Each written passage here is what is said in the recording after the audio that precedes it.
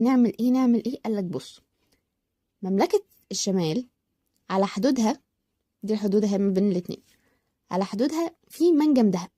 المنجم ده لو هو اخده هيقدر يعوض الفلوس، لا وهيجيب فلوس زيادة كمان، وهيثبت مكانه في ان هو اللي يكون ورث العرش. تحفة. طب نعمل ايه نعمل ايه نعمل ايه؟ انت كده مش هينفع اصلا غير ان انت تعمل حرب. طب هعمل حرب ازاي؟ قالك بص، احنا هناخد شوية مرتزقة من الشمال. حلو. كانوا ضمن الجيش في فترة من الفترات لما مملكة الشمال كانت محتاجة ناس، وهنديهم فلوس ونقول لهم يجوا يقتلوا القرية البريئة دي. بعد كده نقول ازاي مملكة الشمال تعمل فينا كده، وبعدين هم اعدائنا فمش حاجة غريبة ان هم يجوا يقتلوا الناس يعني.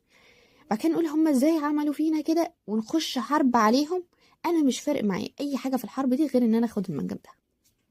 اخدت المنجم كده كسبنا، مش مشكلة بقى مين يموت مين يعيش مين يعمل، مش مشكلة.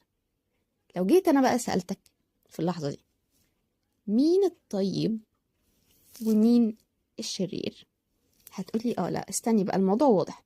امير مملكة الشمال هو اكيد الطيب، لان هو ما عملش اي حاجة اصلا غير ان هو حرفيا بيحاول يحمي شعبه وارضه ومملكته.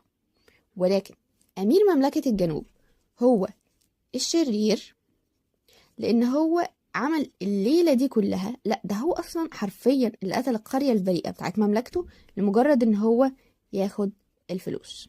طبعا الاشرار بيكون ليهم انواع كتير جدا، حوالي 6 أو 7 انواع. ده غير ان هو بيكون في فرق ما بين الشرير والانتاجونست، والانتاجونست ما بيكون شرير، هو بيكون حد ضد البطل. اتمنى ان انت ما تكونش ملخبط ما بينهم، لان احنا هنا بنتكلم عن البطل والشرير المباشر.